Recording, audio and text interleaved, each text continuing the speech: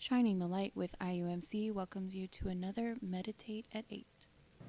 With what shall I come before the Lord and bow myself before God on high? Shall I come before him with burnt offerings, with calves a year old? Will the Lord be pleased with thousands of rams, with 10,000 rivers of oil? Shall I give my firstborn for my transgression, the fruit of my body for the sin of my soul? He has told you, O mortal, what is good, and what does the Lord require of you but to do justice and to love kindness and to walk humbly with your God? Micah 6, verses 6 through 8. These verses from the prophet Micah are among my favorite in the Bible. What does God require of us? We often set high expectations for ourselves and just as often fail in attaining them. We set ourselves up for failure. Now, if I do that to myself, it's easy for me to project that same kind of thinking onto God. There's a small voice in my head that tells me that God expects me to be perfect, perfectly loving, perfectly patient, perfectly forgiving, perfectly everything.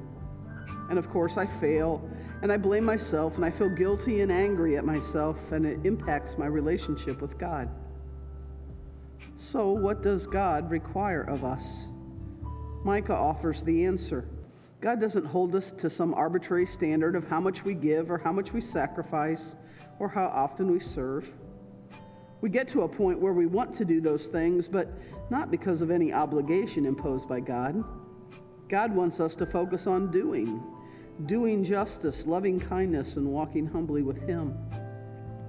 What God wants is a change of heart that leads to a change in attitude and action. What God wants to see in us is a transformation in our lives. And transformation is a process. And a process takes time. God wants us to love being kind to others. This doesn't mean we'll always be kind.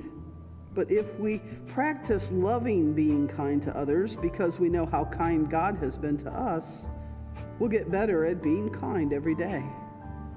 Walking humbly with God means we set aside our pride and our desires and walk along the path laid out for us by God.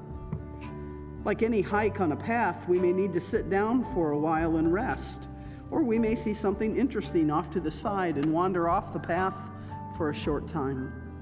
But the path is still there, waiting for us to get back where we need to be and resume our journey. As you read Micah 6 to 8, what message do you see in these verses for you? Are you setting impossible standards for yourself and then believing you are a failure? If so, these verses are a reminder that this is not what God wants. God wants to work on a change in you, beginning in your heart. What do you think about that?